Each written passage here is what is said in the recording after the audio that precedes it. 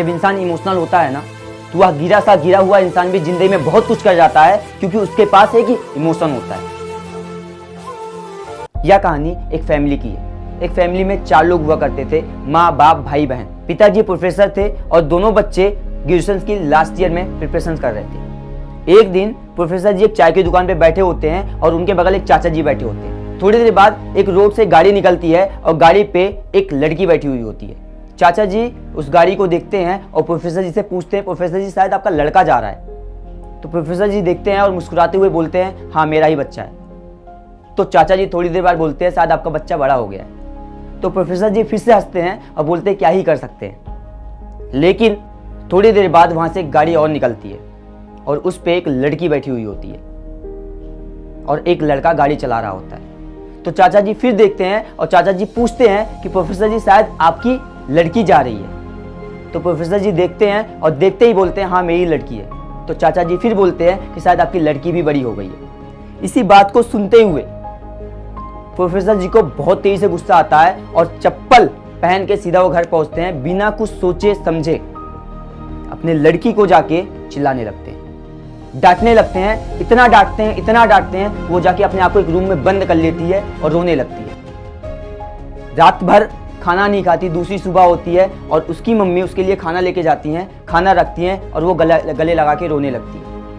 और गले लगा के रोते हुए एक शब्द बोलती है कि मम्मी क्या पापा को मुझ पे इतना भी विश्वास नहीं है? जिस लड़के के लिए मुझ पे चिल्ला रहे थे वो मेरा जूनियर है। और मुझे अपनी सिस्टर बोलता है, मेरे पैर में चोट लगी थी और वो मुझे घर छोड़ने के लिए लेके आ रहा था, लेकिन बिना कुछ सोचे समझे मुझ पे उन्होंने इतना चिल्लाया।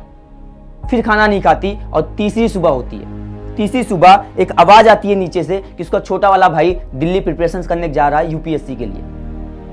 तो उसके दिमाग में एक ख्याल आता है कि अगर यूपीएससी की तैयारी करने से मुझे मेरी रिस्पेक्ट वापस हो जाएगी तो आज से मैं यूपीएससी की ही तैयारी करूंगी। और वो दिल्ली चला जाता है। उसको यूपीएससी के बारे में कुछ भी नहीं पता होता। एक लैपटॉप लेती है और लैपटॉप लेके 1 हफ्ते तक लगातार यूपीएससी का सिलेबस, यूपीएससी के बारे में, यूपीएससी का इंटरव्यू वगैरह वगैरह सारी चीजें देखना शुरू कर देती है और अपना एक रूम में प्रॉपर इमेज चिपका देती है और एक रजिस्टर पे सभी चीजें प्रॉपर तरीके से लिख लेती है। और एक सुबह उठती है और इसका भाई दिल्ली जाके एक अच्छी सी वेल सेटल कोचिंग में एडमिशन लेता है। और ये घर पे जाके चाचा गेट पे खड़े होते हैं, जो वॉचमैन होते हैं, उनको कुछ पैसे देती है और उनको एक बुक की लिस्ट देती है और बोलती है, चाचा ये कुछ बुक की लिस्ट है, इसको लाके मुझे दे दीजिएगा, लेकिन किसी को बताइएगा नहीं। अब यहाँ से शुरू होता है दोनों का सफर और दोनों तैयारी करने में लग जाते हैं। एक यूपीएससी की तैयारी दिल्ली में कर रहा था मुखर्जी नगर में, और एक यूपीएससी की तैयारी अपने रूम में अपने घर में अकेले कर रही थी। ना ही कोई मार्गदर्शक था और ना ही उसके पास में कोई टीचर था समझाने वाला कि बेटा क्या पढ़ना है और क्या नहीं पढ़ना है। दोनों यूपीएससी की तैयारी के लिए लग जाते हैं। 6 महीने का वक्त बीतता है और 6 महीने के बाद यूपीएससी का प्री एग्जाम होता है।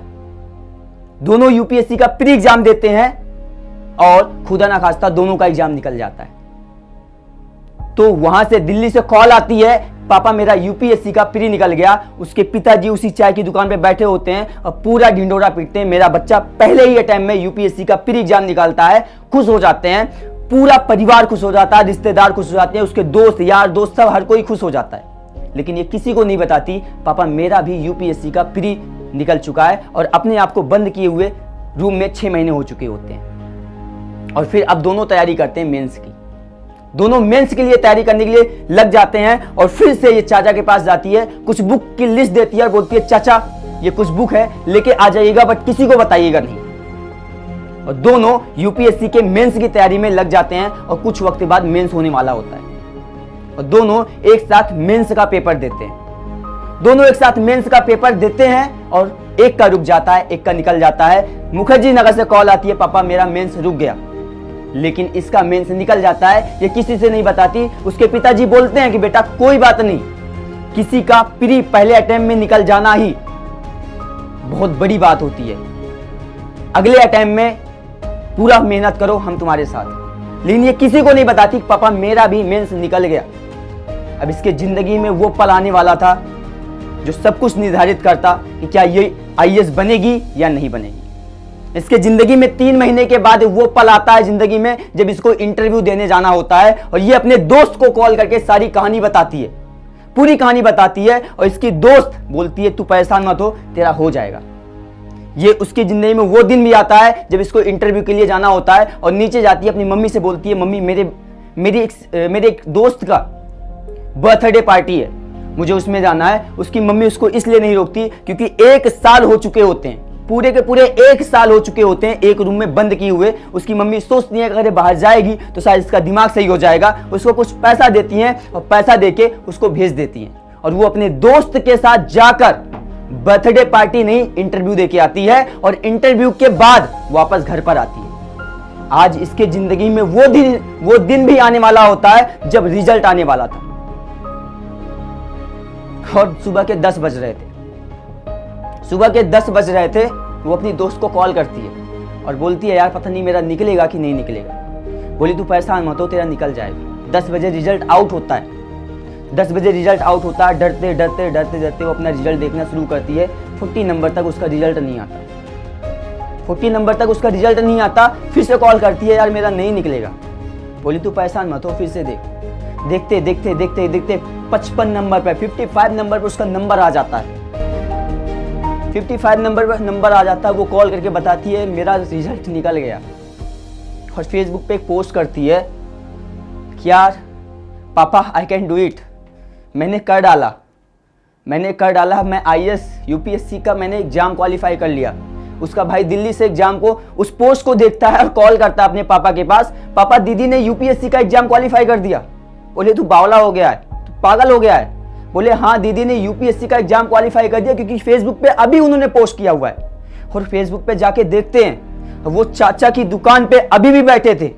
वो चप्पल पहन के नहीं आज उतार के भागते हुए आते हैं और आके खट खट खट खट खट खट खट खट खट खट खट खट गेट को खटखटाते रहते हैं। अंदर से एक ही आवाज आती है पापा मैंने कर डाला, पापा मैंने UPSC क्वालिफाई कर डाला, पापा मैंने कर डाला। और बाहर से एक आवाज आती है बेटा प्लीज मुझे माफ कर दे यार, बहुत बड़ी गलती हो गई, प्लीज मुझे माफ कर दे, प्लीज मुझे माफ कर दे। गेट खुलता है, जाके गले लगाते हैं और 1 घंटे तक रोते हैं। पता है इस लड़की के पास ना सिर्फ एक वजह थी, एक कुछ कर डालने की, वो था इमोशंस। जब आप इमोशनल होते हो ना तो आप जिंदगी में वो सब कुछ कर डालते हो जिसको आप सोच भी नहीं सकते। इसलिए आपको अपने इमोशंस को आज जगाना पड़ेगा। अगर जिंदगी में कहीं जाना है, कहीं पहुंचना है, कहीं अपने आप को लेके जाना है तो अपने इमोशंस को कनेक्ट करना पड़ेगा। इस लड़की के पास सिर्फ एक वजह थी जिंदगी में बहुत कुछ कर डालने की, वो सिर्फ उसके पिताजी थे। अगर उस रात उसको कुछ बोलते नहीं तो शायद वो IAS ना बनती। और ये एक रियल स्टोरी है। आप सबके जीवन में भी शायद यही पल आने वाला है।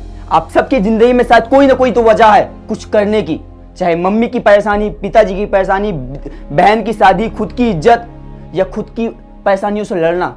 ये कुछ ना कुछ तो आपकी जिंदगी में है जिसके लिए आप परेशान हो। आई होप आप सबको ये वीडियो अच्छी लगी होगी और अगर अच्छी लगी होगी तो वीडियो को शेयर कर देना। धन्यवाद।